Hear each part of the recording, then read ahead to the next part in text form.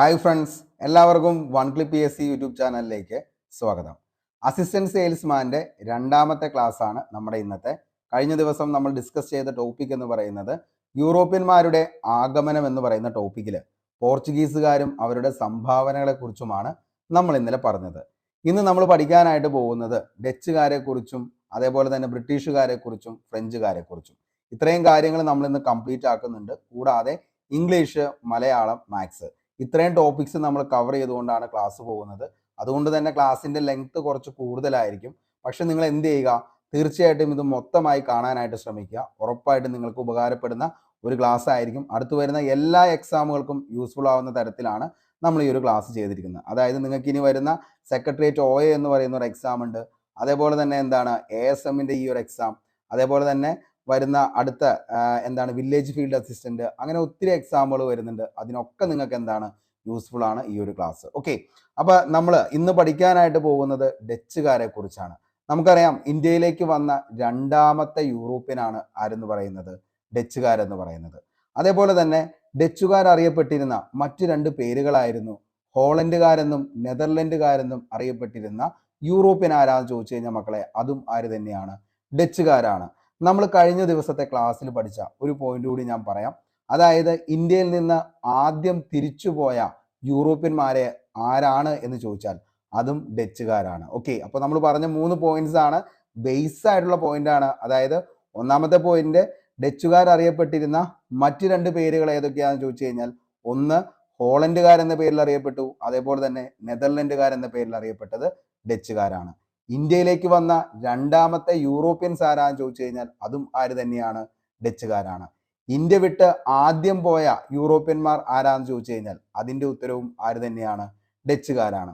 അതേപോലെ തന്നെ ഡച്ചുകാരെ കുറിച്ച് നമ്മൾ പഠിക്കുമ്പോൾ ഏറ്റവും ഇമ്പോർട്ടൻ്റ് ആയിട്ടുള്ള മറ്റൊരു പോയിന്റ് ആണ് ഡച്ചുകാരുടെ സംഭാവനകൾ എന്ന് പറയുന്നത്. അതിൻ്റെ അകത്ത് ഏറ്റവും കൂടുതൽ PSC ചോദിച്ചേക്കണ ചോദ്യം എന്ന് പറയുന്നത് ഡച്ചുകാരുടെ ഏറ്റവും വലിയ സംഭാവനയായിട്ടുള്ള ഹോർത്തൂസ് മലബാർ റിക്കസ് എന്ന് പറയുന്ന ഒരു ഗ്രന്ഥമുണ്ട്. അതിനെക്കുറിച്ചാണ് ഏറ്റവും കൂടുതൽ എന്ത് ചെയ്തിരിക്കുന്നത്, PSC ചോദിച്ചിരിക്കുന്നത്.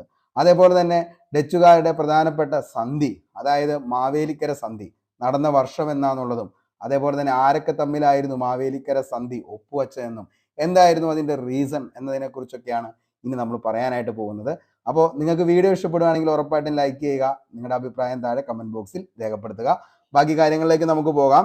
ഡച്ചുകാർ ഇന്ത്യയിൽ വന്ന വർഷം എന്നാണെന്ന് ചോദിച്ചു കഴിഞ്ഞാൽ 1595 ഡച്ചുകാർ ഇന്ത്യയിലേക്ക് വരുന്നത്. ഓക്കെ, അപ്പോൾ ഡച്ചുകാർ ഇന്ത്യയിലേക്ക് വന്നത് 1595. പോർച്ചുഗീസുകാരുടെ കച്ചവട കുത്തകയെ വെല്ലുവിളിച്ചുകൊണ്ട് കേരളവുമായി വാണിജ്യ ബന്ധം സ്ഥാപിച്ച യൂറോപ്പിലെ പ്രൊട്ടസ്റ്റന്റ് ജനതയായിരുന്നു ആരെന്ന് പറയുന്നത്, ഡച്ചുകാരെന്ന് പറയുന്നത്. ഓക്കെ, അപ്പോൾ പോർച്ചുഗീസുകാരാണ് എന്ത് ചെയ്യുന്നത്, ആദ്യമായിട്ട് ഇങ്ങോട്ടേക്ക് വന്ന യൂറോപ്യൻ. അതിക്ക് മുന്നേ തന്നെ നമ്മൾ പറഞ്ഞിരുന്നു ആരൊക്കെ ഇവിടെ ഉണ്ടായിരുന്നു നിലവിലെ വിദേശീയരായിട്ട്. ഒന്ന് അറബികളായിരുന്നു, ഒന്ന് ചൈനക്കാരായിരുന്നു. അങ്ങനെ 2 വിദേശീയര് പോർച്ചുഗീസുകാർ വരുമ്പോൾ തന്നെ ഇവിടെ ഉണ്ട്. അതിനുശേഷം വന്ന മറ്റൊരു യൂറോപ്യൻ ആയിരുന്നു ശരിക്കും ആരെന്ന് പറയുന്നത്, ഡച്ചുകാര് അല്ലെങ്കിൽ നെതർലൻഡുകാര് അല്ലെങ്കിൽ ഹോളണ്ടുകാരെന്നറിയപ്പെട്ട ആളുകൾ. അവർ ശരിക്കും പറഞ്ഞു കഴിഞ്ഞാൽ പോർച്ചുഗീസുകാരുടെ കച്ചവട കുത്തക എന്നേക്കുമായിട്ട് എന്ത് ചെയ്യുക, പൊളിച്ചടക്കുക എന്നുള്ളൊരു ഉദ്ദേശത്തോടു കൂടിയാണ് ഇങ്ങോട്ടേക്ക് വന്നതെങ്കിലും അതിനൊന്നും അവർക്ക് ഒരിക്കലും സാധിച്ചില്ല. കാരണം എന്താണെന്ന് ചോദിച്ചു കഴിഞ്ഞാൽ ഇവിടെ എന്ത് ചെയ്തിരുന്നു, അതിക്ക് മുന്നേ തന്നെ പോർച്ചുഗീസുകാർ ഈ പറയുന്ന കോലോത്തിരി ആയിട്ടും കൊച്ചി രാജാവൊക്കെ ആയിട്ടും നല്ല രീതിയിലുള്ള ഒരു ട്രേഡ് നടത്തുകയും അതേപോലെ തന്നെ നല്ല രീതിയിലേക്ക് ആ ഒരു ട്രേഡ് കണ്ടിന്യൂ ചെയ്യുകയും ചെയ്തിരുന്നു. അതുകൊണ്ട് തന്നെ ഈ പറയുന്ന രീതിയിലൊരു ഒരു ഇൻഫ്ലുവൻസ് ഇവിടെ ചെലുത്താനായിട്ട് ആർക്ക് പറ്റിയില്ല, ഡച്ചുകാർക്ക് പറ്റിയില്ല. ഓക്കെ, ഇനി നമുക്ക് നോക്കാം. അതായത് ഈ പറയുന്ന ഒരു PSC ചോദിച്ച ചോദ്യമാണ്. അതായത് പോർച്ചുഗീസുകാരുടെ കച്ചവട കുത്തകയെ വെല്ലുവിളിച്ചുകൊണ്ട് കേരളവുമായി വാണിജ്യ ബന്ധം സ്ഥാപിച്ച യൂറോപ്പിലെ പ്രൊട്ടസ്റ്റന്റ് ജനത ഏതായിരുന്നു എന്നുള്ളത്. അങ്ങനെ ചോദിച്ചാൽ അതിന്റെ ഉത്തരവും ഏത് തന്നെയാണ്, ഡച്ചുകാരാണ്. അപ്പോൾ യൂറോപ്പിൽ നിന്നും വന്ന പ്രൊട്ടസ്റ്റന്റ് ജനതയായിരുന്നു ആരെന്ന് പറയുന്നത്, ഈ പറയുന്ന ഡച്ചുകാരെന്ന് പറയുന്നത്. 1595 വന്നെങ്കിലും അവർ കമ്പനി സ്ഥാപിക്കുന്നത് 1602. ഇന്ത്യയിൽ രണ്ടാമതായി എത്തിയ യൂറോപ്യൻ ശക്തി അതാണ് ഡച്ചുകാര്. ഇന്ത്യയിൽ നിന്നും ആദ്യം തിരിച്ചുപോയ യൂറോപ്യൻ ശക്തി ഏതാന്ന് ചോദിച്ചാൽ അതും ആര് തന്നെയാ, ഡച്ചുകാരാണ്. അവരാദ്യമായിട്ടൊരു ഫാക്ടറി സ്ഥാപിച്ചു, അത് മസൂലിപ്പട്ടണത്താണ്. എന്നാണെന്ന് ചോദിച്ചു കഴിഞ്ഞാൽ 1605 മസൂലിപ്പട്ടണത്ത് ഫാക്ടറി സ്ഥാപിച്ചത്. അപ്പോൾ ഓർത്തു വെച്ചോ, 1595 വന്നു. അതേപോലെ തന്നെ 1602 എന്താണ് ഡച്ച് ഈസ്റ്റ് ഇന്ത്യ കമ്പനി സ്ഥാപിച്ചു. 1605 മസൂലി പട്ടണത്ത് എന്ത് ചെയ്തു? ഫാക്ടറി സ്ഥാപിച്ചു. കോഴിക്കോട് സാമൂതിരിയുമായി എന്ത് ചെയ്തു? ഒരു ഉടമ്പടി ഒപ്പുവെക്കുകയാണ്. അങ്ങനെ ഒപ്പുവെച്ചത് ആരാന്ന് ചോദിച്ചു കഴിഞ്ഞാൽ ഡച്ച് അഡ്മിറൽ ആയിട്ടുള്ള സ്റ്റീവൻ വാൻഡർ ഹോഗ് ആണ്. ഓക്കെ, അപ്പോൾ കോഴിക്കോട് സാമൂതിരിയുമായി ഉടമ്പടി ഉണ്ടാക്കിയ ഡച്ച് ഈസ്റ്റ് ഇന്ത്യ കമ്പനി പ്രതിനിധി താഴെ പറയുന്നവയിൽ ആരാണ് എന്ന് ചോദിച്ചു കഴിഞ്ഞാൽ ആരാണ്? വാൻഡർ ഹോഗ് ആണ്. അപ്പോൾ സ്റ്റീവൻ വാൻഡർ ഹോഗ് ആണ് ഡച്ച് ഈസ്റ്റ് ഇന്ത്യ കമ്പനിയുടെ പ്രതിനിധിയായിട്ട് കോഴിക്കോട് സാമൂതിരിയുമായി ഒരു ഉടമ്പടി ഒപ്പുവെച്ചത്. സ്റ്റീവൻ വാൻഡർ ഹോഗ് സാമൂതിരിയുമായി ഉടമ്പടി ഒപ്പുവെച്ച വർഷം എന്നാന്ന് ചോദിച്ചു കഴിഞ്ഞാൽ 1604 ഡിസംബർ 11. ഡച്ചുകാരും ഒരു ഇന്ത്യൻ ഭരണാധികാരിയും തമ്മിൽ രാഷ്ട്രീയമുണ്ടാക്കിയ ആദ്യ കരാറായിരുന്നു ഈ പറയുന്നത്. ഡച്ചുകാർ പോർച്ചുഗീസുകാരെ പരാജയപ്പെടുത്തിയാണ് കൊല്ലം പിടിച്ചെടുക്കുന്നത്. പോർച്ചുഗീസുകാരെ പരാജയപ്പെടുത്തിയ ഡച്ച് അഡ്മിറൽ ആരാന്ന് ചോദിച്ചു കഴിഞ്ഞാൽ അഡ്മിറൽ വാൻഗൂൺസ് ആണ്. ഓക്കെ, ആരാണ്? അഡ്മിറൽ വാൻഗൂൺസ്. ഡച്ചുകാർ പോർച്ചുഗീസുകാരിൽ നിന്നും കൊല്ലം കോട്ട പിടിച്ചെടുത്ത വർഷം 1658 ഡിസംബർ 29. അഡ്മിറൽ വാൻഗൂൺസ് കൊല്ലം റാണിയുമായി ഒരു കരാർ ഉണ്ടാക്കുകയാണ് പിന്നീട് 1659 ജനുവരി 7. ഈ കരാർ പ്രകാരമാണ് കൊല്ലം നഗരവും പോർച്ചുഗീസുകാരുടെ തോട്ടങ്ങളും വസ്തുവകകളും ഇതെല്ലാം റാണി ഡച്ചുകാർക്ക് വിട്ടുകൊടുക്കുകയാണ്. ഡച്ചുകാർ പോർച്ചുഗീസുകാരിൽ നിന്നും കണ്ണൂർ കോട്ട പിന്നീട് പിടിച്ചെടുക്കുകയാണ്. അത് 1663 കണ്ണൂർ കോട്ട പിടിച്ചെടുക്കുന്നത്. മാർത്താണ്ഡവർമ്മയും ഡച്ചുകാരും തമ്മിൽ ഒപ്പുവെച്ച സന്ധിയായിരുന്നു ഏതെന്ന് പറയുന്നത്? മാവേലിക്കര സന്ധി. മോസ്റ്റ്ലി റിപ്പീറ്റഡ് ആണ് ഈ ഒരു ചോദ്യം. മാവേലിക്കര സന്ധി ഒപ്പുവെച്ച വർഷം എന്നാന്ന് ചോദിച്ചാൽ മക്കളെ നോക്കിക്കോ, 1753 ഓഗസ്റ്റ് 15 മാവേലിക്കര സന്ധി ഒപ്പുവെക്കുന്നത്. എന്തായിരുന്നു മാവേലിക്കര സന്ധി എന്ന് പറഞ്ഞു കഴിഞ്ഞാൽ ഡച്ചു ഭരണം കേരളത്തിൽ അവസാനിക്കാൻ കാരണമായ ഉടമ്പടി. ഒത്തിരി തവണ മോസ്റ്റ്ലി റിപ്പീറ്റഡ് ആയിട്ടുള്ള ഒരു ചോദ്യമാണ്. ഡച്ചു ഭരണം കേരളത്തിൽ അവസാനിക്കാൻ കാരണമായ ഉടമ്പടി ഏതാന്ന് ചോദിച്ചു കഴിഞ്ഞാൽ അതാണ് മാവേലിക്കര ഉടമ്പടി. മാവേലിക്കര ഉടമ്പടി ഒപ്പുവെച്ചത് ആരൊക്കെ തമ്മിലാന്ന് ചോദിച്ചു കഴിഞ്ഞാൽ ആരൊക്കെ തമ്മിലാ? മാർത്താണ്ഡവർമ്മയും ഡച്ചുകാരും തമ്മിൽ ഒപ്പുവെച്ച സന്ധിയായിരുന്നു ഏതെന്ന് പറയുന്നത്? മാവേലിക്കര സന്ധി എന്ന് പറയുന്നത്. അപ്പോൾ മാവേലിക്കര സന്ധി ഒപ്പുവെച്ചത് ആരൊക്കെ തമ്മിലാ? മാർത്താണ്ഡവർമ്മയും ഡച്ചുകാരും. എന്നാണ്? 1753 ഓഗസ്റ്റ് 15 മാവേലിക്കര സന്ധി. മാവേലിക്കര ഉടമ്പടി വഴി തിരുവിതാംകൂറിന്റെ ആഭ്യന്തര കാര്യത്തില് ഡച്ചുകാർ ഇടപെടരുത് എന്നും തിരുവിതാംകൂർ മറ്റു രാജ്യങ്ങളുമായി യുദ്ധത്തിന് പുറപ്പെട്ടാൽ ഡച്ചുകാർ നിഷ്പക്ഷത പാലിക്കണമെന്നും വ്യവസ്ഥ ചെയ്തു. ഇതായിരുന്നു എന്തെന്ന് പറയുന്നത്? മാവേലിക്കര ഉടമ്പടി എന്ന് പറയുന്നത്. PSC ഏറ്റവും കൂടുതൽ ചോദിച്ചേക്കുന്ന ഈ ഒരു ചോദ്യമാണ്. മാവേലിക്കര ഉടമ്പടി ഒപ്പുവെച്ച വർഷം അത് 1753 ഓഗസ്റ്റ് 15. അതേപോലെ തന്നെ മാവേലിക്കര ഉടമ്പടി ഒപ്പുവെച്ചത് ആരൊക്കെ തമ്മിലായിരുന്നു എന്നുള്ളത്. അത് ആരൊക്കെയായിരുന്നു? മാർത്താണ്ഡവർമ്മയും ഡച്ചുകാരും തമ്മിലാണ് മാവേലിക്കര സന്ധി ഒപ്പുവെച്ചത് എന്നുള്ളത് ഓർത്തു വയ്ക്കുക. ഓക്കെ, ഇനി കൺഫ്യൂസിങ് ഫാക്റ്റ് ആണ്. ഡച്ച് കൊട്ടാരം പണി കഴിപ്പിച്ചത് ആരാന്ന് ചോദിച്ചു കഴിഞ്ഞാൽ അത് പോർച്ചുഗീസുകാരാണ്. ഓക്കെ, ഡച്ച് കൊട്ടാരം പോർച്ചുഗീസുകാർ. ബോൾഗാട്ടി കൊട്ടാരം പണി കഴിപ്പിച്ചത് ആരാന്ന് ചോദിച്ചു കഴിഞ്ഞാൽ അത് ഡച്ചുകാരാണ്. അപ്പോൾ ഡച്ച് കൊട്ടാരം എന്ന് ചേർക്കുമ്പോൾ ഡച്ചുകാരല്ല, ആരാ പണി കഴിപ്പിച്ചേ? പോർച്ചുഗീസുകാരാ. ബോൾഗാട്ടി കൊട്ടാരം പണി കഴിപ്പിച്ചത് ആരാന്ന് ചോദിച്ചാൽ അതാണ് ആരെന്ന് പറയുന്നത്? ഡച്ചുകാർ. അപ്പോൾ ഇത്രയാണ് ഡച്ചുകാരുമായി ബന്ധപ്പെട്ട് ഏറ്റവും ഇമ്പോർട്ടൻ്റ് ആയിട്ട് നമുക്ക് പഠിക്കേണ്ടത്. അപ്പോൾ കേരളത്തിലേക്ക് വന്ന അല്ലെങ്കിൽ ഇന്ത്യയിലേക്ക് വന്ന രണ്ടാമത്തെ യൂറോപ്യൻസ് ഹോളണ്ട് നെതർലൻഡുകാർ എന്ന പേരിലാണ് ഇവർ അറിയപ്പെട്ടത്. അവര് ഇങ്ങോട്ടേക്ക് വന്ന വർഷം ഇന്ത്യയിലേക്ക് 1595. 1602 അവർ എന്ത് ചെയ്യുന്നത്? ആദ്യമായിട്ടൊരു കമ്പനി സ്ഥാപിക്കുന്നത്. അതിനുശേഷം 1605 മസൂലി പട്ടണത്ത് ഫാക്ടറി. അതിനിടയിൽ 1604 ഡിസംബർ 11 കോഴിക്കോട് സാമൂതിരിയുമായിട്ട് ഒരു ഉടമ്പടി ഒപ്പുവയ്ക്കുന്നുണ്ട്. അതേപോലെ തന്നെ എന്താണ്? ഈ പറയുന്ന വാൻഗൂൺസ് എന്ന് പറയുന്ന ആളാണ് പോർച്ചുഗീസുകാരെ പരാജയപ്പെടുത്തിയ ഡച്ച് അഡ്മിറൽ ആണ് ആരെന്ന് പറയുന്നത്?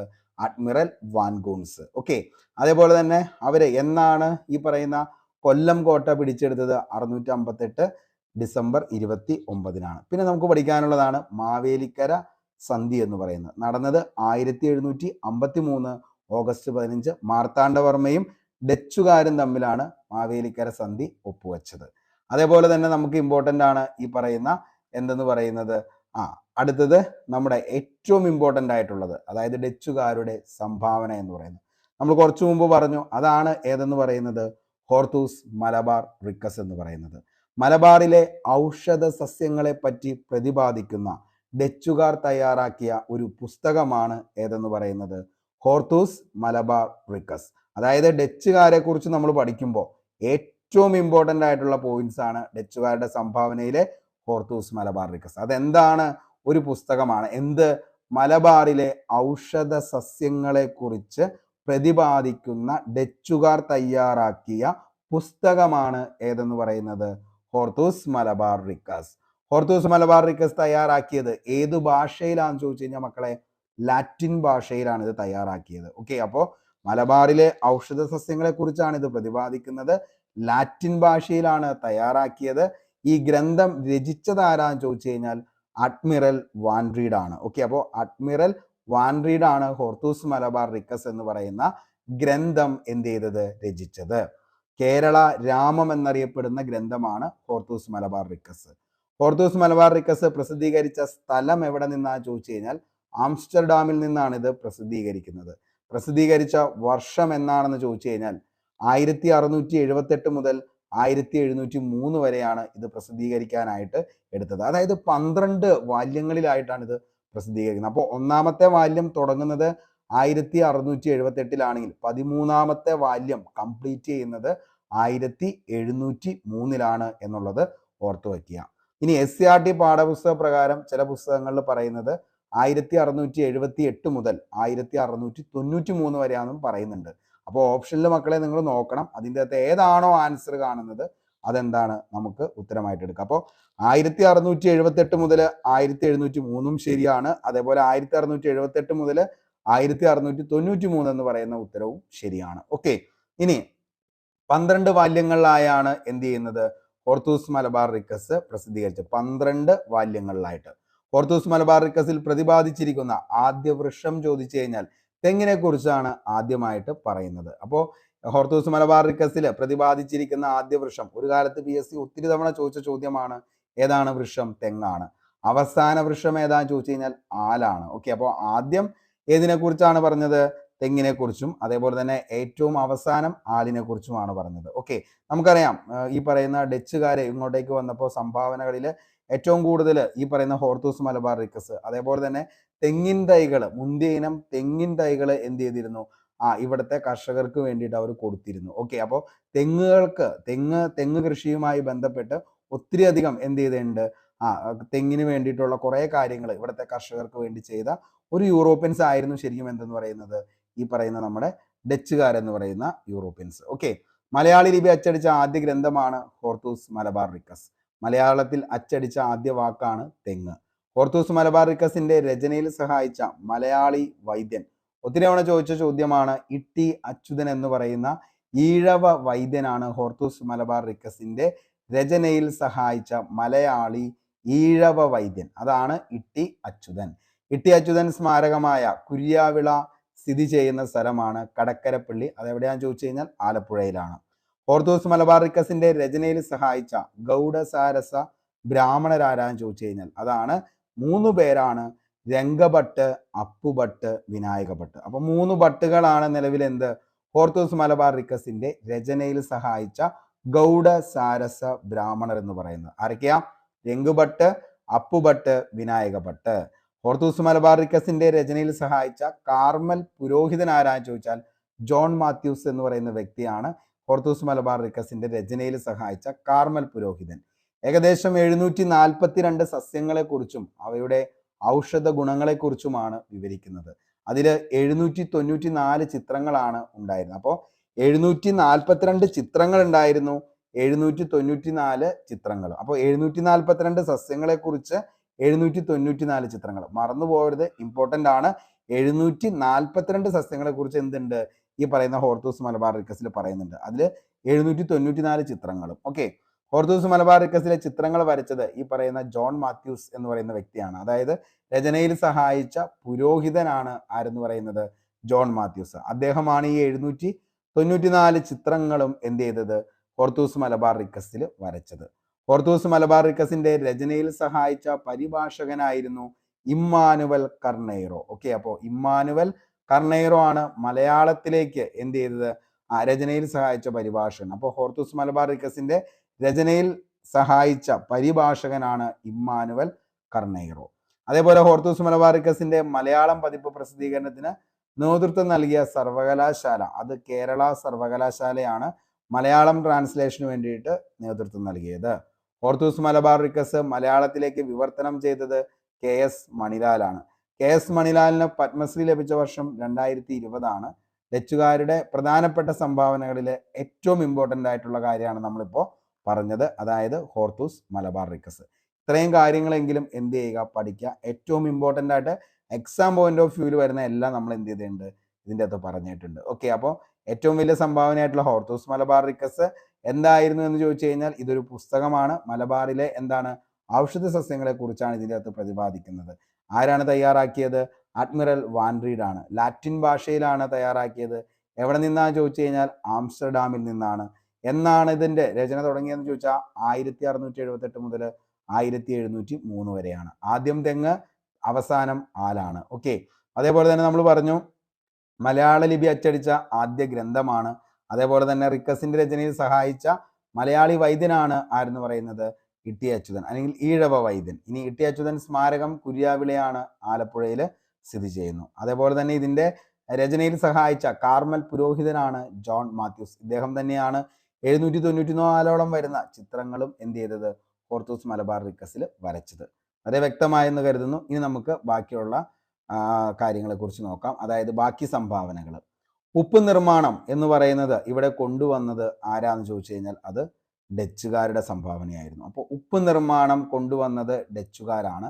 തുണിക്ക് ചായം മുക്കൽ, തെങ്ങു കൃഷിക്ക് പ്രത്യേക പ്രോത്സാഹനവും മെച്ചപ്പെട്ട തൈകളുടെ വിതരണവും. ഞാൻ പറഞ്ഞില്ലേ, അതായത് അതുകൊണ്ട് തന്നെയാണ് ഈ പറയുന്ന ഹോർത്തൂസ് മലബാറിക്കസിൽ എന്ത് ചെയ്തത്, ആദ്യം തെങ്ങിനെ കുറിച്ച് പ്രതിപാദിക്കുന്നത്. ഓക്കെ, അപ്പോൾ അതായത് ഡച്ചുകാർക്ക് ഏറ്റവും കൂടുതൽ ഇഷ്ടപ്പെട്ട ഒരു എന്താണ് നാണ്യവിളയായിരുന്നു ശരിക്കും എന്തെന്ന് പറയുന്നത്, തെങ്ങെന്ന് പറയുന്നത്. അവർ ഒത്തിരിയധികം അതിനു വേണ്ടിയിട്ട് എന്ത് ചെയ്തിട്ടുണ്ട്, പ്രോത്സാഹനം ഇവിടുത്തെ കർഷകർക്ക് കൊടുത്തിട്ടുമുണ്ട്.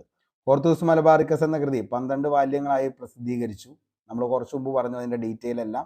അതേപോലെ തന്നെ കുഷ്ഠരോഗികൾക്ക് ആശുപത്രി ആരംഭിച്ചു. അത് പള്ളിപ്പുറത്താണ് കുഷ്ഠരോഗികൾക്ക് വേണ്ടി ഡച്ചുകാർ ആശുപത്രി ആരംഭിക്കുന്നത്. കോഴിക്കോട് സാമൂതിരിയും ഡച്ചുകാരും തമ്മിൽ ഒപ്പുവെച്ച സന്ധിയായിരുന്നു അഴീക്കോട് സന്ധി.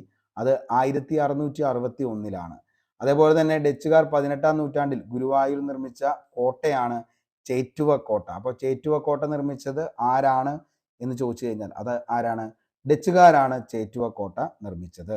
1744 കൊച്ചിയിൽ ബോൾഗാട്ടി കൊട്ടാരം നിർമ്മിച്ചത് അതും ആര് തന്നെയാ, ഡച്ചുകാരുടെ സംഭാവനയായിരുന്നു ബോൾഗാട്ടി കൊട്ടാരം എന്ന് പറയുന്നത്. അപ്പോൾ ഇത്രയും കാര്യങ്ങളെങ്കിലും നമ്മൾ എന്ത് ചെയ്യണം, ഡച്ചുകാരുമായി ബന്ധപ്പെട്ട് പഠിക്കാനുണ്ട്. SCERT ഫാക്റ്റിൽ ഏറ്റവും കൂടുതൽ പറയുന്നത് ഡച്ചുകാരെ കുറിച്ച് പറയുമ്പോൾ ഹോർത്തൂസ് മലബാറിക്കസിനെ കുറിച്ചാണ്. വളരെ എന്താണ് ഭയങ്കരമായിട്ട് നമ്മളിപ്പോൾ ഈ പറഞ്ഞ അത്രയൊന്നും എന്ത് ചെയ്തിട്ടില്ല, ഹോർത്തൂസ് മലബാറിക്കസിനെ കുറിച്ച് SCERT ടെക്സ്റ്റ് ബുക്കുകളിൽ പറയുന്നില്ല. വളരെ ലളിതമായി തന്നെയാണ് പറഞ്ഞു തീർക്കുന്നത്. ഞാൻ ജസ്റ്റ് ഒന്ന് വായിക്കാം. അതായത് ഡച്ചുകാർ കച്ചവടത്തിനായി യൂറോപ്പിൽ നിന്ന് ഇന്ത്യയിലെത്തിയ മറ്റൊരു വിഭാഗമായിരുന്നു ഡച്ചുകാർ. അതായത് രണ്ടാമത് വന്ന വിഭാഗം. കൊച്ചി, കൊല്ലം എന്നിവയായിരുന്നു അവരുടെ പ്രധാന വാണിജ്യ കേന്ദ്രങ്ങൾ. നമ്മൾ പറഞ്ഞു കൊച്ചിക്കോട്ട പിടിച്ചെടുത്തു സംഭവങ്ങളൊക്കെ. നമ്മുടെ നാട്ടിലെ ഔഷധ സസ്യങ്ങളെ പറ്റി പരാമർശിക്കുന്ന ഹോർത്തൂസ് മലബാറിക്കസ് എന്ന പുസ്തകം തയ്യാറാക്കാൻ മുൻകൈ എടുത്തത് ഡച്ചുകാരനായ വാൻ റീഡാണ്. ഡച്ച് ഗവർണറായിരുന്നു ഇദ്ദേഹം. മലയാളിയായ ഇ.ടി. അച്യുതൻ വൈദ്യരുടെ സഹായത്തോടെയാണ് ഈ കൃതി തയ്യാറാക്കിയത്. കച്ചവടം സംബന്ധിച്ച തർക്കങ്ങളുടെ ഫലമായി തിരുവിതാംകൂറിലെ രാജാവായ മാർത്താണ്ഡവർമ്മയുമായി ഡച്ചുകാർ യുദ്ധം ചെയ്തു. 1741 കുളച്ചലിൽ വെച്ച് നടന്ന യുദ്ധത്തിൽ ഡച്ചുകാർ പരാജയപ്പെട്ടു. ഇതോടെ ഇന്ത്യയിൽ നിന്ന് ഡച്ചുകാരുടെ അടിത്തറ നഷ്ടമായി. ഡച്ചുകാരെ ലന്തക്കാർ എന്ന പേരിലാണ് വിളിച്ചിരുന്നത്. ഓക്കെ, അപ്പോൾ ഇത്രയും കാര്യങ്ങളാണ് ഇതിൻ്റെ അകത്ത് നമുക്ക് പഠിക്കാനുള്ളൂ. അപ്പോൾ നമ്മളെ കുറച്ചുകൂടിയും പോയിന്റ്സ് എന്ത് ചെയ്തിട്ടുണ്ട്, ഇതിൻ്റെ അകത്ത് ആഡ് ചെയ്തിട്ടുണ്ട്. അപ്പോൾ ഇത്രയാണ് SCERTയുടെ അകത്ത് പഠിക്കാനുള്ളൂ. ഇതാണ് ഹോർത്തൂസ് മലബാറിക്കസിന്റെ ഫ്രണ്ട് പേജ് ആണ് ഈ കാണുന്നത്. അപ്പോൾ ഇത്രയും കാര്യങ്ങളെങ്കിലും നമ്മൾ പഠിച്ചു കഴിഞ്ഞാൽ ഡച്ചുകാർ സെറ്റാണ്. ഇത് നിങ്ങൾക്ക് ഇനി വരുന്ന എല്ലാ എക്സാമുകൾക്കും എന്ത് ചെയ്യാം, യൂസ് ചെയ്യാവുന്നതാണ്. ഓക്കെ, അപ്പോൾ നമ്മൾ ഈ ഒരു കാര്യം എല്ലാവർക്കും സെറ്റായി എന്ന് കരുതുന്നു. ഒത്തിരി തവണ നമ്മൾ പറഞ്ഞിട്ടുമുണ്ട്, റിപ്പീറ്റ് ചെയ്ത് ഏറ്റവും ഇമ്പോർട്ടൻ്റ് ആയിട്ട് വരുന്ന ചോദ്യങ്ങൾ നമ്മൾ വീണ്ടും എടുത്ത് പറഞ്ഞിട്ടുണ്ട്. ഓക്കെ, ഇനി നമുക്ക് അടുത്ത് പഠിക്കാനുള്ള ഒരു യൂറോപ്യൻ ആണ്. ശരിക്കും ഇതിനെക്കുറിച്ച് വലിയ കാര്യമായിട്ടൊന്നും നമുക്ക് പഠിക്കാനില്ല, വളരെ കുറച്ച് പോയിന്റ്സ് മാത്രമാണ് ഉള്ളൂ. ആകപ്പാടെ ഈ ഒരു ക്വസ്റ്റ്യൻ ചോദിച്ചത് ഈ റീസെന്റ് ആയിട്ട് ഒരു എക്സാമിനും ചോദിച്ചിട്ടുണ്ട്. അതേപോലെ തന്നെ എന്താണ് ഈ പറയുന്ന നമ്മുടെ ഒരു ബീറ്റ് ഫോറസ്റ്റ് ഓഫീസർ എന്ന് പറയുന്ന കാറ്റഗറിയിൽപ്പെട്ട ആ ഒരു പോസ്റ്റിലും എന്ത് ചെയ്തിട്ടുണ്ട്, ഇതുമായി ഡെൻമാർക്കുകാരുമായി ബന്ധപ്പെട്ട ഒരു ചോദ്യം വന്നിട്ടുണ്ട്. അതേപോലെ തന്നെ നമ്മുടെ റീസെന്റ് ആയിട്ട് 10th പ്രിലിംസിന്റെ എക്സാമിനും ഈ ഒരു ചോദ്യം വന്നിട്ടുണ്ട്. അതുകൊണ്ട് തന്നെ നമ്മൾ ഈ ഒരു കാര്യം കൂടി പഠിക്കുകയാണ്. ഡെൻമാർക്കുകാർ വലിയ സ്വാധീനമൊന്നും അവർക്ക് ഇവിടെ ചെലുത്താനായിട്ട് സാധിച്ചിട്ടില്ല. ഡെൻമാർക്ക് ഈസ്റ്റ് ഇന്ത്യ കമ്പനി സ്ഥാപിതമായത് 1616 ഡെൻമാർക്ക് ഈസ്റ്റ് ഇന്ത്യ കമ്പനിയുടെ രൂപീകരണത്തിന് മുഖ്യ പങ്ക് വഹിച്ച രാജാവ് ആരാന്ന് ചോദിച്ചു കഴിഞ്ഞാൽ ക്രിസ്ത്യൻ 4 ഡെൻമാർക്ക് ഈസ്റ്റ് ഇന്ത്യ കമ്പനിയുടെ രൂപീകരണത്തിന് മുഖ്യ പങ്ക് വഹിച്ച രാജാവാണ് ക്രിസ്ത്യൻ 4. ഡെൻമാർക്കുകാർ ഇന്ത്യയിൽ ആദ്യമായി ഫാക്ടറി സ്ഥാപിച്ചത് ഒന്ന് ഓർത്തു വെച്ചോ, ചിലപ്പോൾ ചോദിക്കാൻ ചാൻസ് ഉണ്ട്. 1620 ഡെൻമാർക്കുകാർ ഫാക്ടറി സ്ഥാപിക്കുന്നത്. ഡെൻമാർക്ക് ഈസ്റ്റ് ഇന്ത്യ കമ്പനിയുടെ ഫാക്ടറി ഉണ്ടായിരുന്ന ഇന്ത്യയിലെ സ്ഥലങ്ങൾ 2 സ്ഥലങ്ങളിൽ മാത്രമാണ് എന്ത് ചെയ്തിരുന്നത്, ഡെൻമാർക്കുകാർക്ക് ഫാക്ടറി ഉണ്ടായിരുന്നത്. അതിലൊന്നാണ് ട്രാൻക്യൂബാർ എന്ന് പറയുന്ന സ്ഥലം. മക്കളെ ഒന്നുകൂടി ശ്രദ്ധിച്ച് കേട്ടോ, ട്രാൻക്യൂബാർ. ഓക്കെ, ട്രാൻക്യൂബാർ സ്ഥിതി ചെയ്യുന്നത് ഏത് സംസ്ഥാനത്താണെന്ന് ചോദിച്ചു കഴിഞ്ഞാൽ തമിഴ്നാട്ടിലാണ് ട്രാൻക്യൂബാർ എന്ന് പറയുന്ന സ്ഥലം സ്ഥിതി ചെയ്യുന്നത്. ഓക്കെ, പിന്നെ ഉണ്ടായിരുന്ന ഒരു സ്ഥലമാണ് സേറാംപൂർ എന്ന് പറയുന്നത്. അത് ബംഗാളിലെ സ്ഥലമാണ് സേറാംപൂർ. ഈ 2 സ്ഥലത്തായിരുന്നു നിലവിൽ ഡെൻമാർക്കുകാർക്ക് ഫാക്ടറി ഉണ്ടായിരുന്നത്. ഓക്കെ, ഇത് നിലവിൽ എന്താണ് ഈ പറയുന്ന നമ്മുടെ എന്താണ് ഈ പറയുന്ന ട്രാൻക്യൂബാർ അറിയപ്പെട്ടിരുന്നത് ഇന്ന് ഏത് പേരിലാണെന്ന് ചോദിച്ചു കഴിഞ്ഞാൽ അത് തരംഗമ്പാടി എന്ന പേരിലാണ് ഈ പറയുന്ന ട്രാൻക്യൂബാർ അറിയപ്പെടുന്നത്. ഓക്കെ, അത് BFOക്ക് നിലവിൽ എന്ത് ചെയ്തിട്ടുണ്ട്, ഈ ഒരു ക്വസ്റ്റ്യൻ ചോദിച്ചിട്ടുണ്ട്. ഓക്കെ, അതുകൊണ്ടാണ് നമ്മൾ വീണ്ടും അത് പറഞ്ഞത്. 10th പ്രിലിംസിനും ചോദിച്ചിട്ടുണ്ട്. ഓക്കെ, അപ്പോൾ ട്രാൻക്യൂബാർ എന്ന് പറയുന്ന സ്ഥലം എവിടെയാണ് സ്ഥിതി ചെയ്യുന്നത്, തമിഴ്നാടിലാണ്. ട്രാൻക്യൂബാർ എന്ന് പറയുന്നത് ആരുടെ ഫാക്ടറി ആയിരുന്നു എന്ന് ചോദിച്ചാൽ ട്രാൻക്യൂബാർ ഉള്ളത് ഡെൻമാർക്കിന്റെ ഫാക്ടറി സ്ഥിതി ചെയ്യുന്ന സ്ഥലമായിരുന്നു ട്രാൻക്യൂബാറും സെറാംപൂറും. അപ്പോൾ ട്രാൻക്യൂബാർ തമിഴ്നാടും സെറാംപൂർ എന്ന് പറയുന്നത് ബംഗാളിലുമായിരുന്നു. ഇത് രണ്ടും ആരുടെ ഏത് വിദേശീയരുടെ ഫാക്ടറിയാണ് ഇവിടെ സ്ഥിതി ചെയ്തതെന്ന് ചോദിച്ചു കഴിഞ്ഞാൽ അത് ആരുടെയാണ്, ഡെൻമാർക്കുകാരുടെയാണ്. അതേപോലെ തന്നെ ഒരു പോയിന്റ് കൂടി ഇന്ത്യ ഓർത്തു വെച്ചോ, അതായത് എന്താണ് ഈ പറയുന്ന നമ്മുടെ ട്രാൻക്യൂബാർ ഇന്ന് അറിയപ്പെടുന്നത് ഏത് പേരിലാന്ന് ചോദിച്ചു കഴിഞ്ഞാൽ തരംഗമ്പാടി എന്ന പേരിൽ അറിയപ്പെട്ട സ്ഥലം താഴെ പറയുന്നവയിൽ ഏതാണ് എന്ന് ചോദിച്ചു കഴിഞ്ഞാൽ അത് ട്രാൻക്യൂബാർ ആണ്. അപ്പോൾ ട്രാൻക്യൂബാർ ഇന്ന് അറിയപ്പെടുന്നത് ഏത് പേരിലാണ്, തരംഗമ്പാടി എന്ന പേരിലാണ്. എവിടെയാണ്, തമിഴ്നാട്ടിലാണ്. ആരുടെ ആയിരുന്നു ഇവിടുത്തെ ഫാക്ടറി, ഡെൻമാർക്കുകാരുടെ ആയിരുന്നു. ഓക്കെ ആണല്ലോ, യെസ്. അപ്പൊ ഇനി നമുക്ക് അടുത്ത് പഠിക്കാം ബ്രിട്ടീഷുകാരെ കുറിച്ച്. ഓക്കെ, അപ്പോൾ ബ്രിട്ടീഷുകാരെ കുറിച്ച് പഠിക്കുമ്പോൾ ഈ ഒരു മാപ്പ് കൂടി നിങ്ങളൊന്ന് ഓർത്തു വെച്ചോ. അതായത് ബ്രിട്ടീഷുകാർ പ്രത്യക്ഷ ഭരണത്തിലും അതേപോലെ തന്നെ എന്താണ് പരോക്ഷ ഭരണത്തിലൊക്കെ ആയിട്ട് ബ്രിട്ടീഷുകാർ കൈയടക്കിയ എന്താണ് ഇന്ത്യയിലെ പ്രദേശങ്ങളാണ് ഈ കാണുന്നത്. നമുക്കറിയാം പ്ലാസി, അതേപോലെ തന്നെ ഔദ്, ഹൈദരാബാദ്, മൈസൂർ, ട്രാവൻകൂർ, മറാത്ത കോൺഫെഡറസി. അപ്പോൾ ഇതൊക്കെ എന്താണ് നിലവിൽ British east India company rule ചെയ്ത പ്രദേശങ്ങളാണ് ഈ കാണുന്നത്. അപ്പോൾ ഇത്രയും സ്ഥലങ്ങൾ ഒക്കെ ഒന്ന് ജസ്റ്റ് ഒന്ന് ഓർത്തു വെച്ചോ. നമുക്കറിയാം, അതായത് നിലവിൽ ഈ പറയുന്ന ഇംഗ്ലീഷ് ഈസ്റ്റ് ഇന്ത്യ കമ്പനി രൂപീകൃതമാകുന്നത് AD 1600 ഡിസംബർ 31 ഏത് ഇംഗ്ലീഷ് ഈസ്റ്റ് ഇന്ത്യ കമ്പനി സ്ഥാപിതമാകുന്നത്. ഈ ഇംഗ്ലീഷ് ഈസ്റ്റ് ഇന്ത്യ കമ്പനി സ്ഥാപിതമായത് എവിടെയാണെന്ന് ചോദിച്ചു കഴിഞ്ഞാൽ അത് ഇംഗ്ലണ്ടില് ജോൺ കമ്പനി എന്ന പേരിൽ തുടങ്ങിയ കമ്പനിയാണ് പിന്നീട് എന്ത് പേരിലേക്ക് മാറുന്നത്, ഇംഗ്ലീഷ് ഈസ്റ്റ് ഇന്ത്യ കമ്പനി എന്ന പേരിലേക്ക് മാറുന്നത്. ഓക്കെ, അപ്പോൾ നമുക്കറിയാം അന്ന് വരെയും എന്താണ് ഈ പറയുന്ന എന്താണ് ഇംഗ്ലണ്ടിൽ നിന്ന് ബ്രിട്ടനിൽ നിന്നൊക്കെയുള്ള എന്താണ് ആളുകൾ ഇവിടെ വരുന്നു, അതേപോലെ ട്രേഡ് നടത്തുന്നു. ആ ട്രേഡ് നടത്തിയ എന്താണ് ഈ പറയുന്ന പല പല കമ്പനീസ് ആയിരുന്നു ട്രേഡ് നടത്തിക്കൊണ്ടിരുന്നത്. അപ്പോൾ അതിൻ്റെ എല്ലാത്തിൻ്റെയും കൂടിയിട്ടുള്ള ആകെ ഒരു പ്രോഫിറ്റ് എന്ന് പറയുന്നതും അതിൻ്റെ ഇവിടെ നടത്തുന്നതിൻ്റെ എന്തെങ്കിലും എന്താണ് പ്രോഫിറ്റ് ഈ പറയുന്ന ഗവൺമെന്റിലേക്ക് കൊടുക്കാനായിട്ട് മറ്റുള്ള കമ്പനികളൊക്കെ ഒത്തിരിയധികം വെട്ടിപ്പുകളൊക്കെ നടത്തിയിരുന്നു.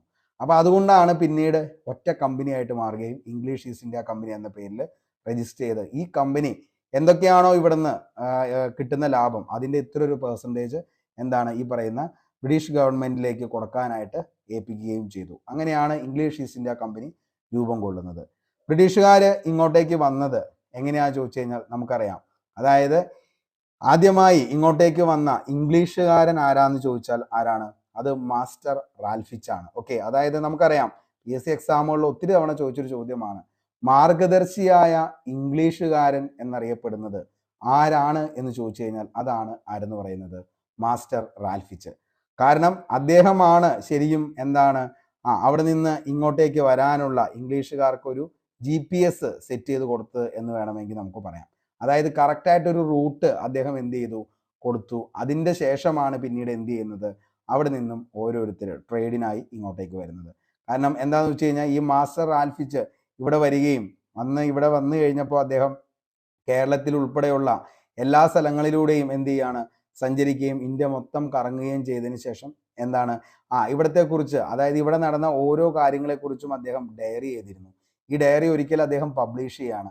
അങ്ങനെ പബ്ലിഷ് ചെയ്തപ്പോഴാണ് മനസ്സിലാകുന്നത് ഇവിടെ ഇത്രയും അധികം എന്താണ് സമ്പത്ത് കുമിഞ്ഞുകൂടിയ ഒരു പ്രദേശമാണെന്നും ഇവിടെ വന്ന് ട്രേഡ് ചെയ്ത് ഒത്തിരി വിദേശികൾ എന്താണ് കൊള്ള ലാഭങ്ങൾ ഉണ്ടാക്കിയിട്ടുണ്ടെന്നും അവർ മനസ്സിലാക്കുന്നത്. പിന്നീടാണ് അവിടെ നിന്നും ഇങ്ങോട്ടേക്ക് വരുന്നത്. പിന്നെ നമുക്കറിയാം നമ്മൾ ഇന്ത്യൻ ഹിസ്റ്ററിയിലേക്ക് എടുത്തു നോക്കുകയാണെങ്കിൽ എന്താണ് ആദ്യമായിട്ട് എന്താണ് ഇങ്ങോട്ടേക്ക് വരുന്നത്, ഈ പറയുന്ന ഹെക്ടർ എന്ന് പറയുന്ന ഒരു കപ്പലിലാണ് അവർ വരുന്നത്. ഗുജറാത്തിലെ സൂററ്റ് എന്ന് പറയുന്ന പ്രദേശത്താണ് ആദ്യമായിട്ട് ആ കപ്പൽ നങ്കൂരമിടുന്നത്. നമുക്കറിയാം അതായത് ഗുജറാത്തിലെ സൂററ്റ് എന്ന് പറയുന്നത് PSC ഉദ്യോഗാർത്ഥികളെ സംബന്ധിച്ചോളം ഇന്ത്യയുടെ വജ്രനഗരം എന്നറിയപ്പെടുന്ന പ്രദേശം ഏതാണെന്ന് ചോദിച്ചു കഴിഞ്ഞാൽ അതാണ് ഈ പറയുന്ന ഗുജറാത്തിലെ സൂററ്റ് എന്ന് പറയുന്നത്. അത് നമുക്ക് ഇന്ത്യൻ ഹിസ്റ്ററി പഠിക്കുമ്പോൾ ആ ഒരു ലെവലിലേക്ക് നമുക്ക് പഠനങ്ങൾ സെറ്റ് ചെയ്യാം. ഇപ്പം നമുക്ക് വീണ്ടും തിരിച്ചിങ്ങോട്ടേക്ക് വരാം. കേരളത്തിൽ ആദ്യമായി വന്ന ഇംഗ്ലീഷുകാരൻ ആരാന്ന് ചോദിച്ചു കഴിഞ്ഞാൽ മാസ്റ്റർ റാൽഫിച്ച് ആണ്. ഇംഗ്ലീഷ് ഈസ്റ്റ് ഇന്ത്യ കമ്പനി പ്രതിനിധിയായി എത്തി സാമൂതിരിയെ സന്ദർശിച്ച് വ്യാപാര ഉടമ്പടിയിൽ ഒപ്പുവെച്ചത് ക്യാപ്റ്റൻ കീലിംഗ് ആയിരുന്നു. അപ്പോൾ ആദ്യം മാസ്റ്റർ റാൽഫിച്ച്, അദ്ദേഹം വെറും ഒരു സഞ്ചാരി മാത്രമായിരുന്നു, മനസ്സിലാക്കുക. കാരണം എന്താണെന്ന് വെച്ചാൽ അദ്ദേഹം ഇവിടെ വന്നു, ഇവിടത്തെ കുറിച്ചൊക്കെ എന്താണ് വിശദമായിട്ട് ഓരോ കാര്യങ്ങളും എഴുതി വീണ്ടും തിരിച്ച് നാട്ടിലേക്ക് പോയി. യാതൊരുവിധ ട്രേഡോ കാര്യങ്ങളോ ഒന്നും അദ്ദേഹം ഇവിടെ എന്ത് ചെയ്തിട്ടില്ല, നടത്തിയിട്ടില്ല. അദ്ദേഹം എഴുതിയ ഈ ഡയറി കുറിപ്പാണ് ശരിക്കും പറഞ്ഞാൽ അവിടെ നിന്ന് ഇങ്ങോട്ടേക്ക് ഇവർക്കൊക്കെ വരാനുണ്ടായ ഒരു എന്തെന്ന് പറയുന്നത് ത്വരയുണ്ടാക്കിയത്. ഈ പറയുന്ന ഡയറിയിൽ കുറിച്ചു വെച്ച ഓരോ കാര്യങ്ങളെക്കുറിച്ചും എഴുതിയതാണ്. അങ്ങനെയാണ് ഇങ്ങോട്ടേക്ക് ക്യാപ്റ്റൻ കീലിംഗ് വരുന്നത്. അത് ഇങ്ങോട്ടേക്ക് വരികയും സാമൂതിരിയെ സന്ദർശിച്ച് ഒരു ഉടമ്പടിയിൽ ഒപ്പുവെച്ചത് 1615-ലാണ്. കേരളത്തിന്റെ ചരിത്രരേഖകളിൽ ഷീമ എന്നറിയപ്പെടുന്ന പ്രദേശമാണ് ഇംഗ്ലണ്ട് എന്ന് പറയുന്നത്. നമ്മൾ ഫസ്റ്റ് വിളിപ്പേരുകൾ പറഞ്ഞപ്പോൾ അതിൻ്റെ അകത്ത് നമ്മൾ പഠിച്ചതാണ്. ഷീമ എന്നറിയപ്പെടുന്നത് ഏതാണെന്ന് ചോദിച്ചാൽ അത് ഇംഗ്ലണ്ടാണ്. ബ്രിട്ടീഷ് കാലഘട്ടത്തിൽ കേരളത്തിന്റെ തോട്ടമേഖലയിൽ വളർന്നു വന്ന പ്രധാന വ്യവസായങ്ങളായിരുന്നു തേയില, കാപ്പി, റബ്ബർ. ബ്രിട്ടീഷ് ഭരണത്തിലെ ആദ്യകാല ലക്ഷ്യങ്ങളിൽ ഒന്ന് മലബാർ ഒരു നീതിന്യായ വ്യവസ്ഥ രൂപപ്പെടുത്തിയെടുക്കുക എന്നതായിരുന്നു. ഇതിനായി മലബാറിലെ 7 പ്രത്യേക കേന്ദ്രങ്ങളിൽ നീതിന്യായ നിർവഹണങ്ങൾക്കായി ദാരോഗകൾ ഏർപ്പെടുത്തുകയാണ്. ഓക്കെ, ഇനി 1802 കോൺവാലിസ് നടപ്പിലാക്കിയ നിയമം അനുസരിച്ച് ജുഡീഷ്യയും അതേപോലെ തന്നെ എക്സിക്യൂട്ടീവുമായ അധികാരങ്ങൾ വേർതിരിച്ചു. അതേപോലെ തന്നെ തലശ്ശേരിയിൽ ഒരു പ്രവിശ്യ കോടതിയും തലശ്ശേരി, കോഴിക്കോട് ജില്ലാ കോടതികളും ഏർപ്പെടുത്തുകയാണ്. ബാസൽ ഇവാഞ്ചലിക്കൽ മിഷൻ മലബാറിൽ നെയ്ത്തുശാലകളും വൂട്ട് കമ്പനികളും തുടങ്ങി. ആദ്യത്തെ വോട്ട് കമ്പനി സ്ഥാപിതമായത് പുതിയറക്കല്ല് എന്ന് പറയുന്ന സ്ഥലത്താണ് 1874. ബ്രിട്ടീഷുകാർക്ക് നിലമ്പൂരിൽ തേക്കുംതോട്ടം ആരംഭിക്കുന്നതിന് നേതൃത്വം നൽകിയത് കൊണോലി എന്ന് പറയുന്ന ഒരു ആരായിരുന്നു, നിലവിലത്തെ ഈ പറയുന്ന ബ്രിട്ടീഷ് ഗവർണർ ആയിരുന്നു കൊണോലി എന്ന് പറയുന്ന അദ്ദേഹമാണ് ബ്രിട്ടീഷുകാർക്ക് നിലമ്പൂരിൽ തേക്കുതോട്ടം ആരംഭിക്കുന്നതിന് വേണ്ടി നേതൃത്വം നൽകിയത്. 1500 ഏക്കറോളം കൊണോലി വച്ചുപിടിപ്പിച്ച തേക്കിൻ തോട്ടം പിന്നീട് അറിയപ്പെട്ടതാണ് കൊണോലി പ്ലോട്ട് എന്ന പേരിൽ. ഇംഗ്ലീഷ് ഈസ്റ്റ് ഇന്ത്യ കമ്പനി അഞ്ചരക്കണ്ടിയിൽ സുഗന്ധ സസ്യങ്ങളുടെ തോട്ടമുണ്ടാക്കി 1797. ബ്രിട്ടീഷ് ഭരണം കേരളത്തിലെ ജനജീവിതത്തിന്റെ വിവിധ മേഖലകളിൽ ചെലുത്തിയ സ്വാധീനങ്ങൾ വളരെ വലുതാണ്. ഭൂനികുതി സമ്പ്രദായത്തിന്റെ മാറ്റങ്ങൾ ഉണ്ടാക്കി കൊളോണിയൽ ഉദ്യോഗസ്ഥ ഭരണ സംവിധാനം സ്ഥാപിച്ചു. കച്ചവട രംഗത്ത് ബ്രിട്ടീഷ് ആധിപത്യം സ്ഥാപിതമായി. കാർഷികാധിഷ്ഠിത വ്യവസായങ്ങൾക്ക് തുടക്കം കുറിച്ചു. ആരോഗ്യം, വിദ്യാഭ്യാസം, വാണിജ്യം, ഗതാഗതം, ബാങ്കിങ് എന്നീ രംഗങ്ങളിൽ അടിസ്ഥാന ഭൗതിക സൗകര്യങ്ങൾ സൃഷ്ടിച്ചു. കേരളത്തിൽ ബ്രിട്ടീഷുകാർ പണിത ആദ്യത്തെ പണ്ടകശാല എവിടെയാണെന്ന് ചോദിച്ചാൽ അത് വിഴിഞ്ഞത്താണ്. ഓക്കെ, അപ്പോൾ കേരളത്തിൽ ബ്രിട്ടീഷുകാർ പണിത ആദ്യത്തെ പണ്ടകശാല ഏതാണ് എന്ന് ചോദിച്ചു കഴിഞ്ഞാൽ എവിടെയാണ്? വിഴിഞ്ഞത്താണ്. കേരളത്തിൽ ബ്രിട്ടീഷുകാർക്ക് പണിത ആദ്യത്തെ കോട്ടയാണ് അഞ്ചുതെങ്ങ് കോട്ട. ഇന്ത്യയിലെ ബ്രിട്ടീഷുകാർ ആദ്യമായി സ്ഥാപിച്ച കോട്ട ഏതാണെന്ന് ചോദിച്ചാൽ അത് സെയിന്റ് ജോർജ് കോട്ടയാണ്. കേരളത്തിലെ ആദ്യത്തെ റെയിൽവേ പാത നിർമ്മിച്ചത് ബ്രിട്ടീഷുകാരാണ്. കേരളത്തിൽ ആദ്യമായി റെയിൽവേ പാത നിർമ്മിച്ച വർഷം എന്നാണ് ചോദിച്ചു കഴിഞ്ഞാൽ 1861 മാർച്ച് 12. ബേസ് ചോദ്യമാണ്, ഒത്തിരി തവണ PSC ചോദിച്ചു പോയിട്ടുമുണ്ട് ഈ ഒരു ചോദ്യം. കേരളത്തിലെ ആദ്യത്തെ റെയിൽവേ പാത വന്നത് എവിടെ മുതൽ എവിടെ വരെയാണെന്ന് ചോദിച്ചു കഴിഞ്ഞാൽ ബേപ്പൂർ മുതൽ തിരൂർ വരെയാണ്. അതാണ് ഈ 1861 മാർച്ച് 12 വന്നത്. ഓക്കെ, അപ്പോൾ ഇത്രയും കാര്യങ്ങളാണ് എന്തെന്ന് പറയുന്നത് ഈ പറയുന്ന ബ്രിട്ടീഷുകാരെ കുറിച്ച് നമുക്ക് മെയിനായിട്ട്, അതായത് ബേസ് ആയിട്ട് പഠിക്കേണ്ട കുറച്ച് കാര്യങ്ങൾ. ഇനി നമുക്ക് ബ്രിട്ടീഷുകാരുടെ സമ്പദ് വ്യവസ്ഥ, കേരളത്തിൽ സ്വയം പര്യാപ്തമായിരുന്ന ഗ്രാമീണ സമ്പദ് വ്യവസ്ഥ തകരാനുള്ള കാരണം എന്ന് പറയുന്നത് ബ്രിട്ടീഷുകാർ ഇവിടുത്തെ ഉൽപ്പന്നങ്ങൾ ചുരുങ്ങിയ വിലയ്ക്ക് എന്ത് ചെയ്യും, കൈക്കലാക്കുകയും അവരുടെ നാട്ടിലുണ്ടാകുന്ന വ്യാവസായിക ഉൽപ്പന്നങ്ങൾ ഉയർന്ന വിലയ്ക്ക് ഇവിടെ വിറ്റഴിക്കുകയും ചെയ്യും. അതായത് ഇവിടെ നിന്നുള്ള സാധനങ്ങൾ കൊണ്ടുപോയി അവിടെ നിന്ന് എന്ത് ചെയ്യാണ്, അതായത് ഈ പ്രൊഡക്റ്റ് ഒക്കെ ഉണ്ടാക്കാനുള്ള സാധനങ്ങൾ ഇവിടെ നിന്ന് കൊണ്ടുപോവുകയും ചീപ്പ് റേറ്റിന് വാങ്ങി അവിടെ നിന്ന് എന്ത് ചെയ്യും, അതൊരു പ്രൊഡക്റ്റ് ആയിട്ട് തിരിച്ചിങ്ങോട്ട് എന്ത് ചെയ്യും, കൊണ്ടുവരികയും ചെയ്യും. അങ്ങനെ ഇവിടെ കൊണ്ടുവന്ന് എന്ത് ചെയ്യുന്നു, നല്ല വിലയിൽ അത് വിൽക്കുകയും ചെയ്യുന്നു. ബ്രിട്ടീഷുകാർ കേരളത്തിൽ നിന്ന് കയറ്റുമതി ചെയ്ത സാധനങ്ങളായിരുന്നു നാളികേരം, ശർക്കര, കശുവണ്ടി, കുരുമുളക്, അടയ്ക്ക, ഇരുമ്പയിര്. കേരളത്തിലേക്ക് ഇറക്കുമതി ചെയ്തിരുന്ന സാധനങ്ങളാണ് തുണിത്തരങ്ങൾ, മണ്ണെണ്ണ, പുകയില, പഞ്ചസാര, ലോഹ ഉൽപ്പന്നങ്ങൾ. വ്യാപാരം സുഗമമാക്കാൻ ബ്രിട്ടീഷുകാർ അവലംബിച്ച മാർഗമാണ് മലബാറും കൊച്ചിയിലും തിരുവിതാംകൂറിലും നിലനിന്നിരുന്ന വ്യാപാര നിയമങ്ങൾ ഭേദഗതി ചെയ്യുക. ഓക്കെ, അപ്പോൾ അങ്ങനെ വ്യാപാരം സുഗമമാക്കാൻ വേണ്ടി എന്ത് ചെയ്യാണ്, പല പല മാർഗങ്ങൾ അവർ സ്വീകരിച്ചു. അതിൻ്റെ ഒന്നായിരുന്നു മലബാറിലും കൊച്ചിയിലും തിരുവിതാംകൂറിലും എന്ത് ചെയ്ത് വ്യാപാര നിയമങ്ങളെല്ലാം എന്ത് ചെയ്യാണ്, ഭേദഗതി ചെയ്തത്. അപ്പോൾ ഇതൊക്കെ ആരുടെ ആയിരുന്നു, ബ്രിട്ടീഷുകാരുടെ സമ്പദ് വ്യവസ്ഥ എന്താണ് മൊത്തത്തിൽ മാറ്റാനുണ്ടായ മറ്റൊരു സംഭവങ്ങളിൽ പെടുന്നതാണ് ഇവയൊക്കെ. ഓക്കെ, ഇനി അടുത്തതാണ് ഗതാഗത മേഖല. വ്യാപാരം സുഗമമാക്കാൻ ഗതാഗത രംഗത്ത് അവലംബിച്ച വികസന പ്രവർത്തനങ്ങളാണ് റോഡ്, പാലം, റെയിൽ പാളം എന്നിവ നിർമ്മിച്ചു. കേരളത്തിലെ ആദ്യത്തെ റെയിൽവേ പാത നിർമ്മിച്ചത് ബ്രിട്ടീഷുകാരാണ്. ബേപ്പൂർ മുതൽ തിരൂർ വരെയായിരുന്നു റെയിൽവേ പാത നിർമ്മിച്ചത് 1861. ചരക്കു ഗതാഗതം സുഗമമാക്കാൻ തുറമുഖങ്ങൾ വികസിപ്പിച്ച പ്രദേശങ്ങളാണ് കൊച്ചി, അതേപോലെ തന്നെ കോഴിക്കോട്, ആലപ്പുഴ. കാർഷിക മേഖലയിലും വ്യവസായ മേഖലയിലും ഒത്തിരി മാറ്റങ്ങൾ കൊണ്ടുവന്നു. ബ്രിട്ടീഷുകാർ പ്രോത്സാഹിപ്പിച്ച കൃഷി രീതി എന്ന് പറയുന്നത് കമ്പോളത്തെ ലക്ഷ്യമാക്കിയുള്ള കൃഷി രീതിയായിരുന്നു. ഓക്കെ, അവർക്ക് എപ്പോഴും എന്താണ്, ഈ പറയുന്ന കമ്പോളത്തെ ലക്ഷ്യമാക്കി നാണ്യവിളകളാണ് ഏറ്റവും കൂടുതൽ അവരെന്ത് ചെയ്യുന്നത്, ഈ പറയുന്ന കർഷകരെ കൊണ്ട് കൃഷി ചെയ്യിപ്പിച്ചിരുന്നത്. അപ്പോൾ അവർക്ക് എന്ത് ചെയ്യണം, ഈ പറയുന്ന അതായത് പൈസ കൂടുതൽ കിട്ടുന്ന സാധനങ്ങൾ എന്ത് ചെയ്യുക, കൃഷിക്കാരെ കൊണ്ട് ചെയ്യിപ്പിക്കുക.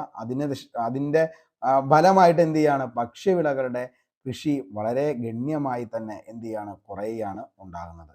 നെല്ലിന് പകരമായി വൻതോതിൽ കൃഷി ചെയ്ത വിളയാണ് തെങ്ങ്. കേരളത്തിൽ ഭക്ഷ്യക്ഷാമം പടർന്നു പിടിക്കാൻ കാരണം നെല്ലിൻ്റെ ഉൽപാദനം കുറഞ്ഞതാണ്. ഭക്ഷ്യക്ഷാമം പരിഹരിക്കാൻ കേരളത്തിൽ വ്യാപകമായി അന്ന് കൃഷി ചെയ്തത് എന്ത് വിളയാണെന്ന് ചോദിച്ചു കഴിഞ്ഞാൽ അത് മരച്ചീനിയാണ്. ഓക്കെ, അപ്പോൾ ഭക്ഷ്യക്ഷാമം പരിഹരിക്കാൻ വേണ്ടി ബ്രിട്ടീഷുകാരുടെ കാലത്ത് കേരളത്തിൽ വ്യാപകമായി കൃഷി ചെയ്തത് ഏത് വിളയാണെന്ന് ചോദിച്ചാൽ മരച്ചീനിയാണ്. മലയോര പ്രദേശങ്ങളിൽ വൻതോതിൽ തോട്ടങ്ങളിലായി കൃഷി ചെയ്ത വാണിജ്യ വിളകളാണ് കാപ്പി, തേയില, ഏലം, റബ്ബർ. വ്യാപാര ആവശ്യത്തിനുള്ള തേക്കുമരങ്ങൾ വച്ചുപിടിക്കാൻ ഈസ്റ്റ് ഇന്ത്യ കമ്പനി ചുമതലപ്പെടുത്തിയ കളക്ടറാണ് ആരെന്ന് പറയുന്നത് ഹെൻറി വാലന്റൈൻ കൊനോലി. അപ്പോൾ ഗവർണർ അല്ല കേട്ടോ, കളക്ടറാണ് ആരെന്ന് പറയുന്നത് ഹെൻറി വാലന്റൈൻ കൊനോലി. മിക്കപ്പോഴും കൊനോലി പ്ലോട്ട് ഏതാണ്, എന്തിനു വേണ്ടിയിട്ടാണ് എന്നാണ് ചോദിക്കാറുള്ളൂ. നിലമ്പൂരിലാണ് ഇത് സ്ഥിതി ചെയ്യുന്നത്. 1500 ഏക്കറാണ് അതിൻ്റെ ഭാഗമായി തേക്കും തൈകൾ വച്ചുപിടിപ്പിച്ചത്. തോട്ട വ്യവസായം ആരംഭിച്ച പ്രദേശങ്ങളാണ് വയനാടും ഇടുക്കി.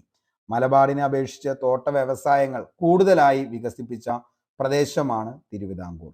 കേരളത്തിലെ പ്രധാനപ്പെട്ട തോട്ട വ്യവസായ മേഖലകളാണ് മറഡോക്ക് ബ്രൗണും കണ്ണൻ ദേവൻ കമ്പനി, മലയാളം പ്ലാന്റേഷൻ. ഇതൊക്കെയാണ് തോട്ട മേഖലയിലെ ഏറ്റവും കൂടുതൽ എന്ത് ചെയ്തത് ഉണ്ടായിരുന്ന തോട്ട മേഖലകൾ എന്ന് പറയുന്നത്. ഓക്കെ, ഇനി കേരളത്തിലെ പരമ്പരാഗത വ്യവസായങ്ങളായിരുന്നു നാളികേരം, കയർ, കശുവണ്ടി, കൈത്തറി, ബീഡി തുടങ്ങിയവ. ഓക്കെ, വെളിച്ചെണ്ണ വ്യവസായത്തിന്റെ പ്രധാന കേന്ദ്രമായിരുന്നു ആലപ്പുഴ. ആലപ്പുഴയിൽ കയർ ഫാക്ടറി സ്ഥാപിച്ചത് ജെയിംസ് ഡാറയാണ്. ഇത് ഒത്തിരി തവണ PSC ചോദിച്ചാണ് കേട്ടോ. ഈ പറയുന്ന ആലപ്പുഴയിൽ കയർ ഫാക്ടറി സ്ഥാപിച്ച വർഷം എന്നാന്ന് ചോദിച്ചു കഴിഞ്ഞാൽ 1859. ആരാണ് ഇത് സ്ഥാപിച്ചതെന്ന് ചോദിച്ചു കഴിഞ്ഞാൽ ജെയിംസ് ഡാറ എന്ന് പറയുന്ന വ്യക്തിയാണ്. ഓക്കെ, കശുവണ്ടി, പരിപ്പ് കയറ്റുമതി ചെയ്യുന്ന ഫാക്ടറികൾ വളർന്നു വന്ന പ്രദേശമാണ് കൊല്ലം. ഓട്ട് കമ്പനികൾ പ്രവർത്തനം തുടങ്ങിയ പ്രദേശമാണ് ഫാറൂഖ്.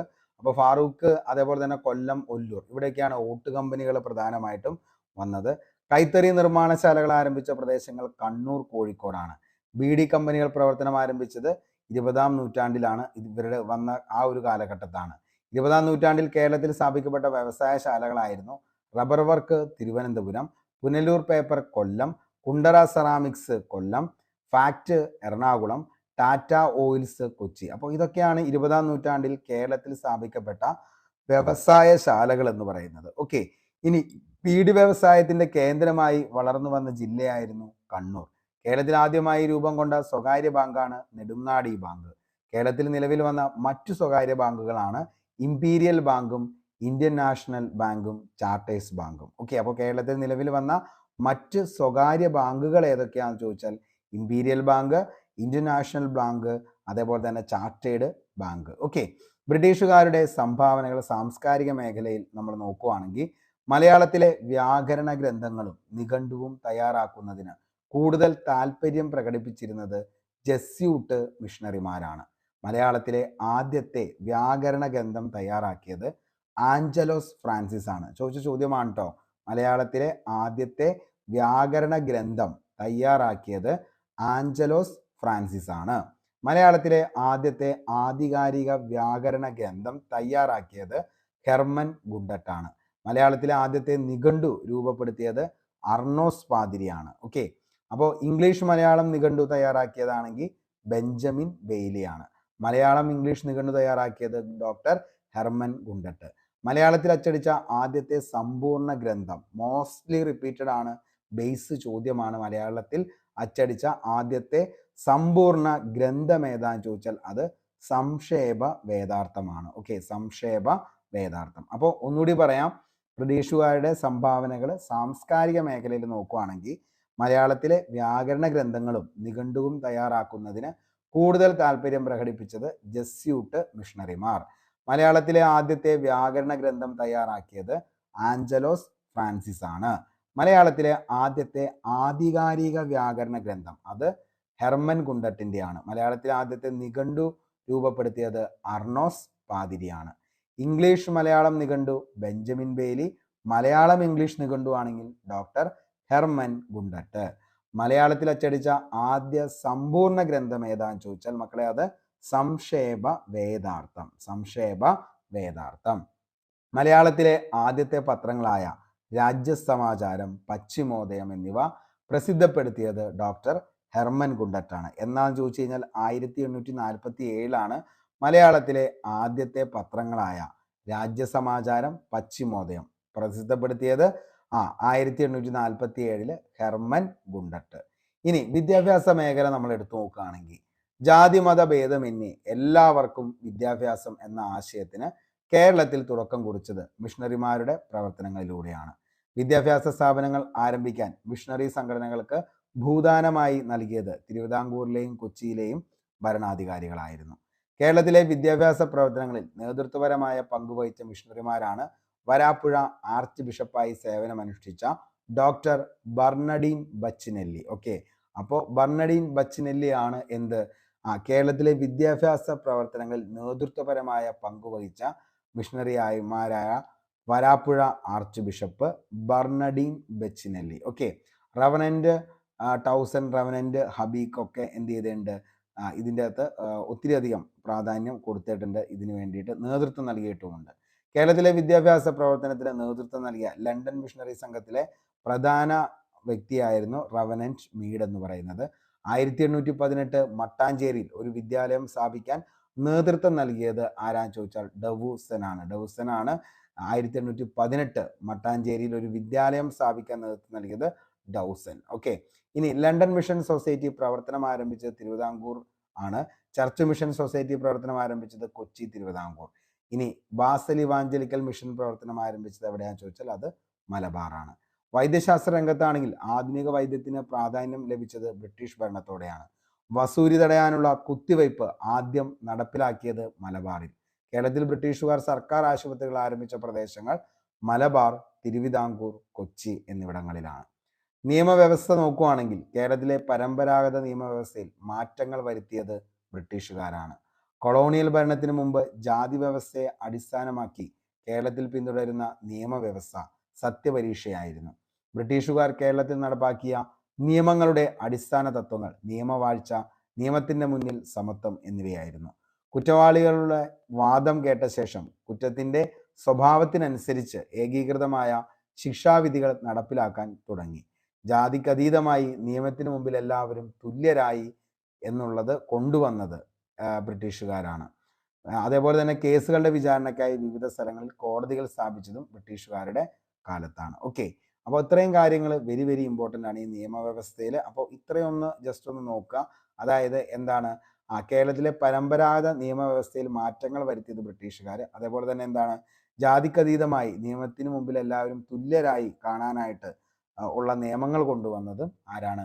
ബ്രിട്ടീഷുകാരാണ്. ഓക്കെ, കേണൽ മൺട്രോ, ഈ വ്യക്തിനെ കുറിച്ച് നമുക്ക് ഒത്തിരി കേട്ടിട്ടുണ്ട്. അതായത് റാണി ഗൗരി ലക്ഷ്മിബായിയുടെ കാലഘട്ടത്തിൽ തിരുവിതാംകൂറിൽ ബ്രിട്ടീഷ് റെസിഡൻ്റായി നിയമിതനായ കേണൽ ജോൺ മൺട്രോ ആണ് നമ്മൾ ഈ കാണുന്ന വ്യക്തി എന്ന് പറയുന്നത്. Colonel John Munro. ഉമ്മിണിത്തമ്പിക്ക് ശേഷം തിരുവിതാംകൂർ ദിവാനായത് കേണൽ മൺട്രോ ആണ്. തിരുവിതാംകൂറിലെ ആദ്യ യൂറോപ്യൻ ദിവാനാണ് കേണൽ മൺട്രോ. തിരുവിതാംകൂറിലെ ആദ്യ പ്രസിഡന്റ് ദിവാനാണ് കേണൽ മൺട്രോ. കൊച്ചിയിലെ ആദ്യത്തെ ദിവാൻ എന്നറിയപ്പെടുന്നതും കേണൽ മൺട്രോ ആണ്. കൊച്ചി ഭരണം ആധുനിക രീതിയിൽ ഉടച്ചു വാർത്ത ബ്രിട്ടീഷ് റെസിഡന്റ് ആരാന്ന് ചോദിച്ചു കഴിഞ്ഞാൽ കേണൽ മൺട്രോ ആണ്. തിരുവിതാംകൂറിലും കൊച്ചിയിലും ദിവാനായിരുന്ന ബ്രിട്ടീഷുകാരൻ സർക്കാർ നിലവാരത്തിലുള്ള എല്ലാ എഴുത്തുകളും ദിവാന്റെ അറിവോടും കൈപ്പടയോടും കൂടി നടത്തണമെന്ന് നിഷ്കർഷിച്ചത് ആരാന്ന് ചോദിച്ചാൽ അത് കേണൽ മൺട്രോ ആണ്. ഓരോ ഭൂവുടമയ്ക്കും കൈവശമുള്ള ഭൂമിയുടെ വിസ്തീർണം, ഇനം, നികുതി മുതലായവ നിശ്ചയിച്ചുകൊണ്ട് പട്ടയം കൊടുത്തതും ആര് തന്നെയാ? കേണൽ മൺട്രോ ആണ്. കരക്കുടിശ്ശിക കൃത്യമായി പിരിച്ചെടുക്കുകയും പൊതുമുതൽ അപഹരിക്കുന്നത് തടയാൻ കർശനമായ ചട്ടങ്ങൾ ഏർപ്പെടുത്തുകയും ചെയ്ത ദിവാൻ. കാര്യക്ഷമമായി പ്രവർത്തിക്കുന്ന ഓഡിറ്റും അക്കൗണ്ട് സമ്പ്രദായവും അദ്ദേഹം നടപ്പിലാക്കി. ജനങ്ങൾക്ക് ദുർവഹമായിരുന്ന ചില നികുതികൾ എന്നേക്കുമായി എടുത്തു കളഞ്ഞു. കാര്യക്കാർ എന്ന ഉദ്യോഗപ്പേർ ബ്രിട്ടീഷ് ഇന്ത്യയിലെ പോലെ തഹസിൽദാർ എന്ന പേരിലേക്ക് മാറ്റിയത് കേണൽ മൺട്രോ ആണ്. അതൊരു ഇമ്പോർട്ടൻ്റ് ആണ്. അതായത് കാര്യക്കാർ പിന്നീട് ഏത് പേരിലാണ് അറിയപ്പെടാൻ തുടങ്ങിയത്? തഹസീൽദാർ എന്ന പേരിലാണ് കാര്യക്കാർ അറിയപ്പെടാൻ തുടങ്ങിയത്. സൈനികവും നീതിന്യായപരവുമായ അധികാരങ്ങൾ ഒഴിവാക്കി നികുതി പിരിക്കുന്ന ചുമതല മാത്രം തഹസീൽദാർക്ക് നൽകിക്കൊടുത്തതും കേണൽ മൺട്രോ ആണ്. ക്രിസ്തുമതം സ്വീകരിച്ച സ്ത്രീകൾക്ക് ബ്ലൗസ് ധരിക്കാനുള്ള അനുവാദം നൽകിയ തിരുവിതാംകൂർ ദിവാൻ. അപ്പോൾ ക്രിസ്തുമതം സ്വീകരിച്ച സ്ത്രീകൾക്ക് മാത്രം എന്ത് ചെയ്യാം? ബ്ലൗസ് ധരിക്കാനുള്ള അനുവാദം കൊടുത്തു. അതാരാന്ന് ചോദിച്ചു കഴിഞ്ഞാൽ അതുമാതിരി തന്നെയാണ് കേണൽ മൺട്രോ എന്നറിയപ്പെടുന്ന ദിവാനാണ്. ഓക്കെ, അപ്പോൾ അത്രയും ഇമ്പോർട്ടൻ്റ് ആണ് ഈ പറയുന്ന ബ്രിട്ടീഷുകാരെ സംബന്ധിച്ചിടത്തോളം നമുക്ക് പഠിക്കാനുണ്ട്.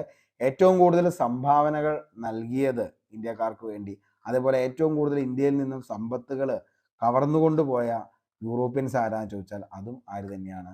നമ്മുടെ ബ്രിട്ടീഷുകാരാണ്. ഓക്കെ, ഇനി അടുത്തതാണ് ഏറ്റവും അവസാനത്തെ നമ്മുടെ ഫ്രഞ്ചുകാരെ കുറിച്ച്. ഓക്കെ, അതായത് ഇന്ത്യയിൽ അവസാനം എത്തിയ യൂറോപ്യൻ ശക്തിയാണ് ഫ്രഞ്ചുകാരെന്ന് പറയുന്നത്. ഫ്രഞ്ച് ഈസ്റ്റ് ഇന്ത്യ കമ്പനി സ്ഥാപിതമായത് 1664 ഫ്രഞ്ച് ഈസ്റ്റ് ഇന്ത്യ കമ്പനി സ്ഥാപിതമായത്. കമ്പനി സ്ഥാപിച്ച വ്യക്തിയാണ് കോൾബർട്ട്. അപ്പോൾ ഈ ഫ്രഞ്ച് ഈസ്റ്റ് ഇന്ത്യ കമ്പനി സ്ഥാപിച്ച വ്യക്തി ആരാന്ന് ചോദിച്ചാൽ മക്കളെ അത് കോൾബർട്ടാണ്.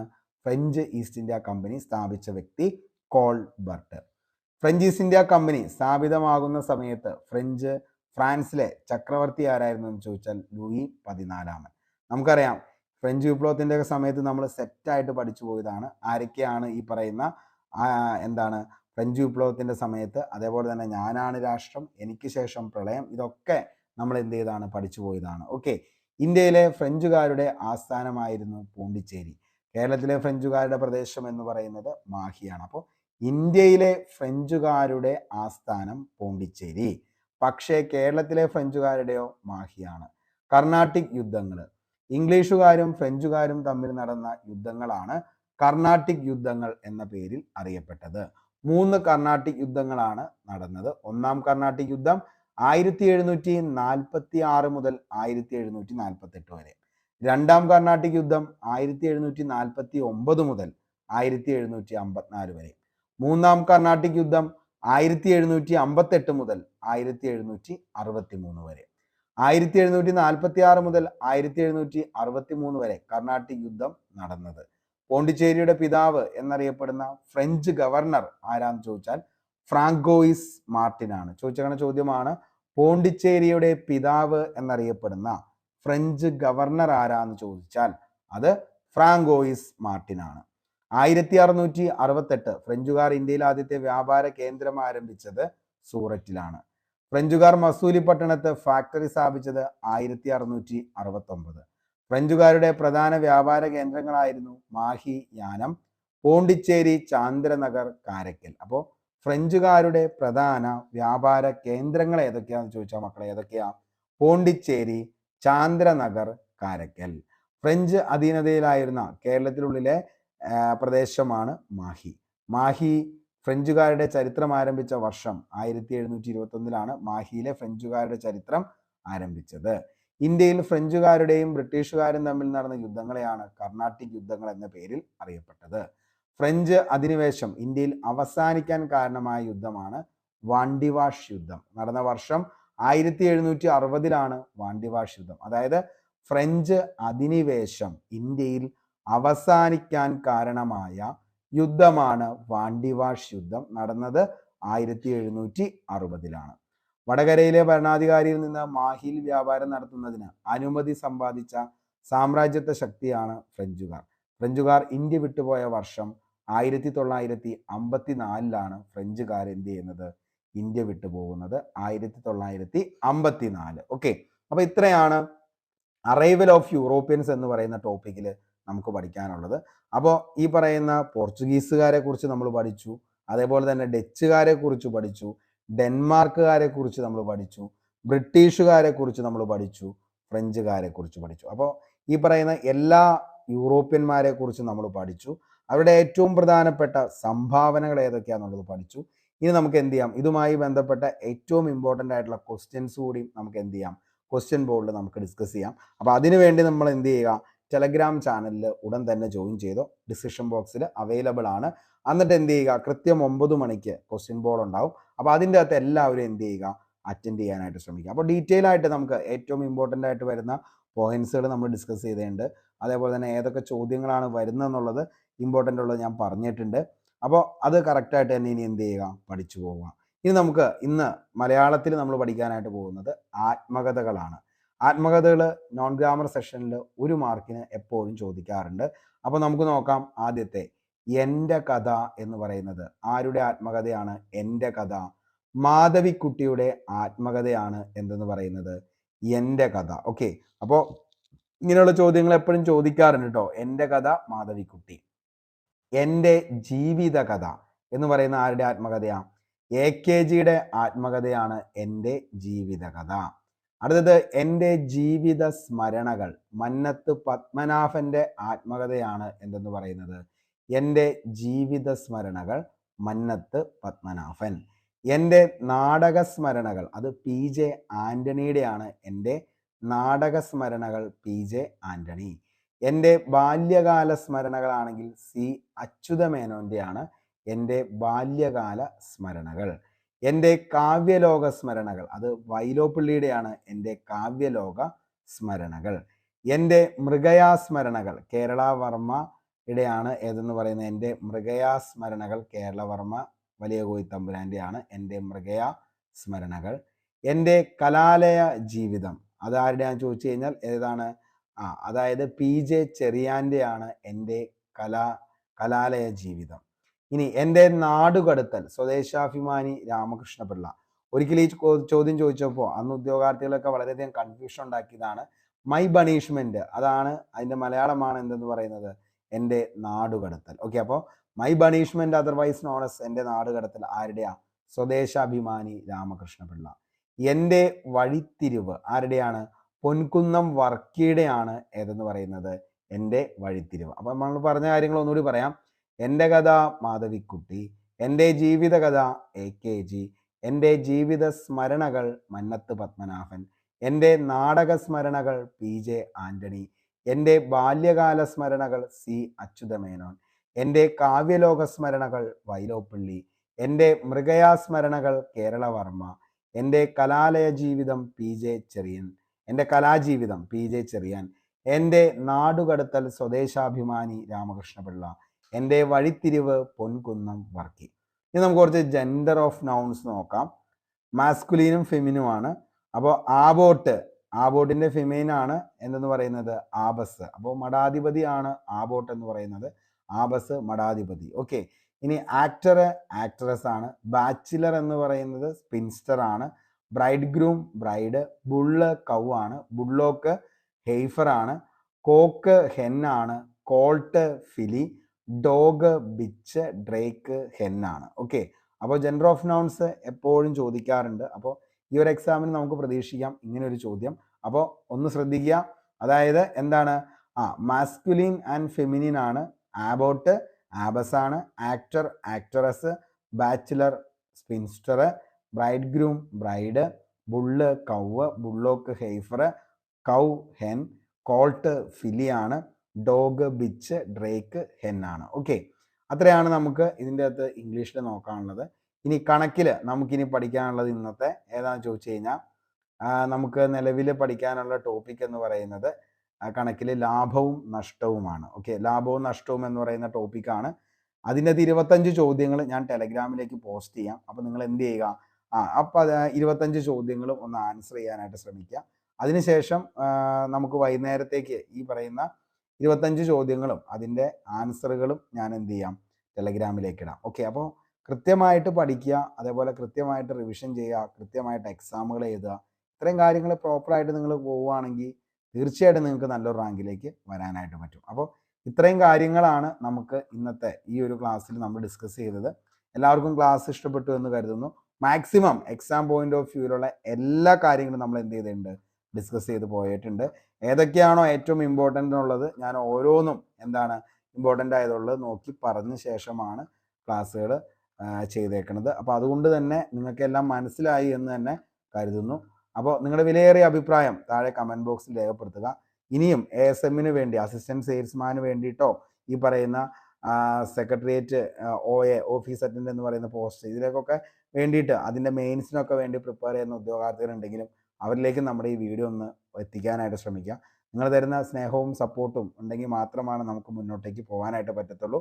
അപ്പോൾ മാക്സിമം എന്ത് ചെയ്യുക, നമ്മുടെ ക്ലാസ്സുകളൊക്കെ മറ്റുള്ളവരിലേക്കും, പഠിക്കുന്ന ഉദ്യോഗാർത്ഥികളുണ്ടെങ്കിൽ അവരിലേക്കും ഒന്ന് ഷെയർ ചെയ്യുക. അപ്പോൾ മാക്സിമം നമുക്ക് ചെയ്യാൻ പറ്റുന്ന എല്ലാ ടോപ്പിക്സുകളും നമുക്ക് കംപ്ലീറ്റ് ആക്കാം. പിന്നെ നിങ്ങൾ സപ്പോർട്ട് ഉണ്ടെങ്കിൽ മാത്രമാണ് നമുക്ക് മുന്നോട്ടേക്ക് പോകാനായിട്ട് പറ്റത്തുള്ളൂ. അപ്പോൾ അതുകൊണ്ട് തന്നെ മാക്സിമം സപ്പോർട്ട് ചെയ്യുക. ഓക്കെ, അപ്പോൾ നമുക്ക് നാളെ പുതിയൊരു ടോപ്പിക്കുമായി വീണ്ടും കണ്ടുമുട്ടാം. അതുവരത്തേക്കും ഷോർട്ട് ബ്രേക്ക്.